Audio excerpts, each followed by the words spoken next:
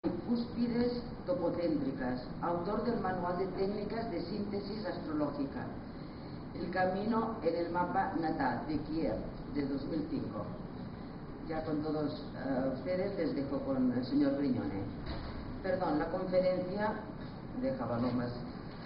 La conferencia es Posiciones Draconianas y Profesión, nuestro aporte a la sociedad. Gracias. Muchas gracias. Bien, buen día, les agradezco su presencia.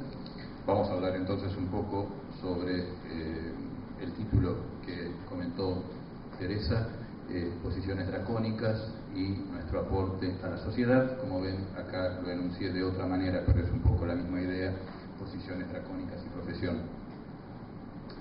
Quisiera primero comenzar resaltando la dimensión colectiva de la carta natal. Nosotros estamos como muy acostumbrados a pensar la carta natal como algo muy propio, y hablamos de mi Venus, tengo el ascendente no sé dónde, pero de hecho cuando nosotros nacimos los planetas estaban en cierto modo ahí afuera, como podríamos decir para todos.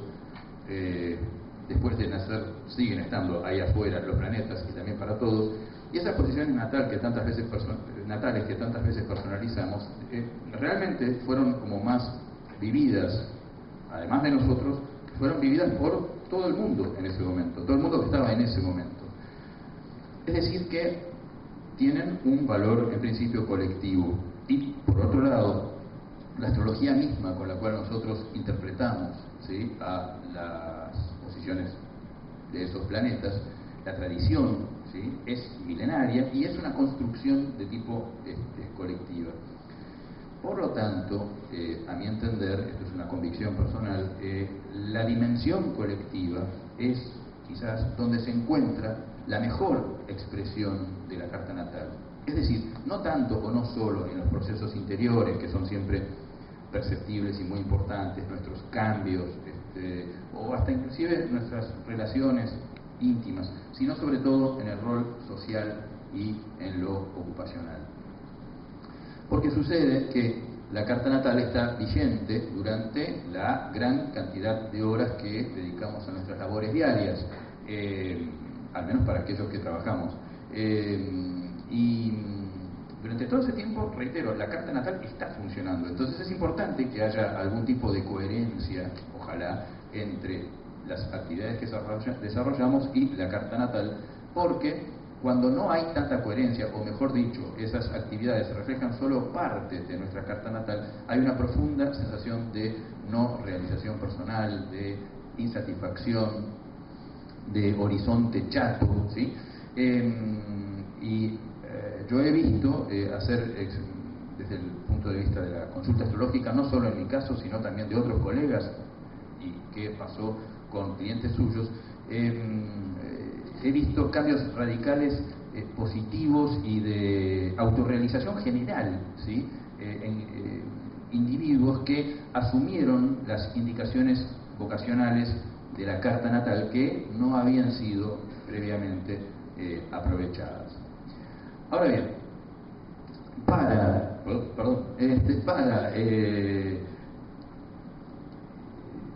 ver la dimensión vocacional de la carta natal, generalmente tenemos en cuenta la carta toda, por supuesto, pero luego privilegiamos algunos significadores particulares, ¿sí? No voy a mencionar a todos porque son muchos, pero entre ellos se cuentan, por supuesto, el Sol y a todo aquello vinculado al Sol, ¿sí?, el regente o el dispositor, mejor dicho, en qué casa se halla, por supuesto, en qué signo se halla, el planeta explorador, es decir, el que lo antecede, luego también el medio cielo o el triángulo de casas de tierra y todo lo que hay vinculado a ellos, bla, bla, bla. Hay varias cosas que no las voy a mencionar ahora, en todo caso están en el trabajo, hay un rápido raconto en el trabajo, en el CD.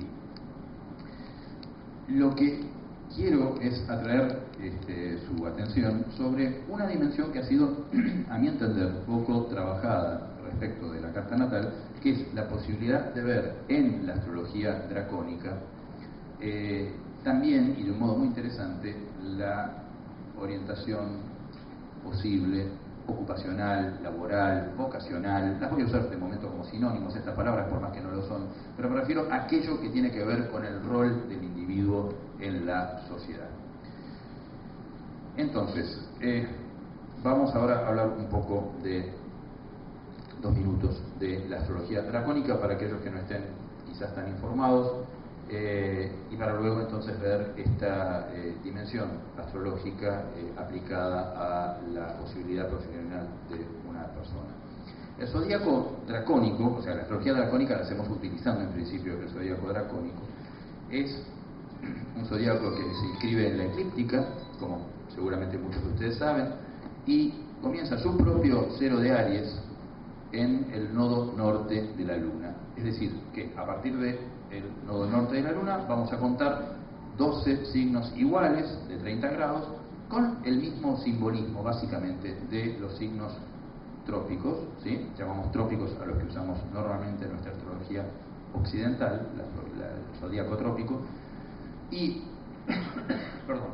cobran las posiciones dracónicas mayor relevancia cuando las combinamos superponiéndolas con las posiciones trópicas natales, justamente.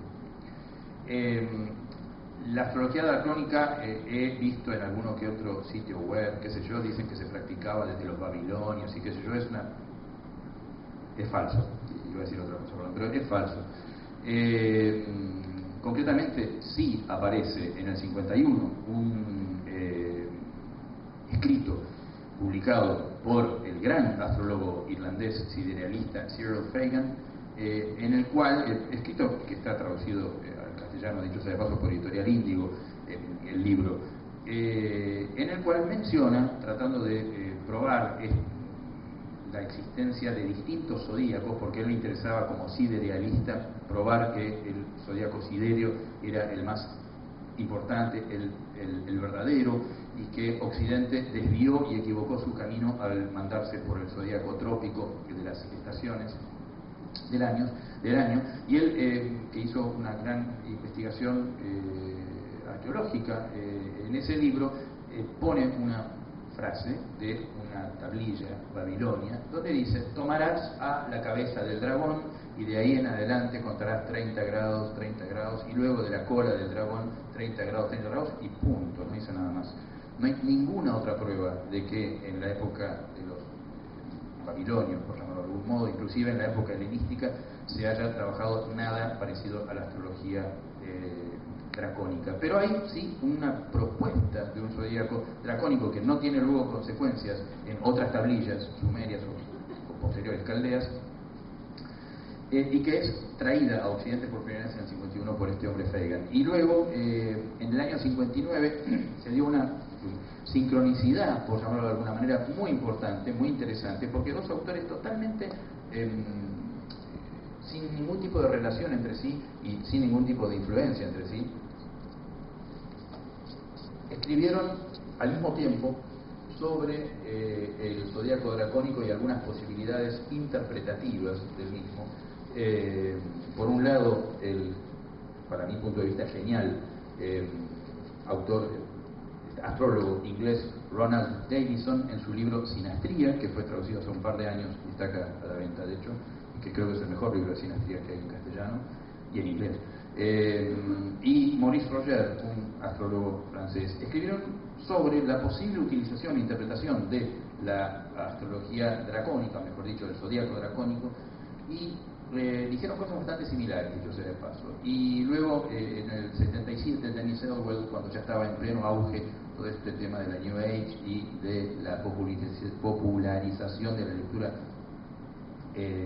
kármica de los nodos, entonces los nodos estaban muy en boca de la gente, dio una conferencia muy importante que se llamó Tránsitos Multidimensionales, y de ahí ya se empezó a correr como una especie de reguero de pólvora. Mark Penfield, un autor muy importante norteamericano, empezó a hablar bastante, escribió articulitos sobre el zodíaco dracónico, y luego salió un libro que es fundamental y que lamentablemente no está en castellano, que se llama Astrología Dracónica, de Pamela Crane, en el 87. Esto era para darles una visión a vuelo de pájaro de los antecedentes recientes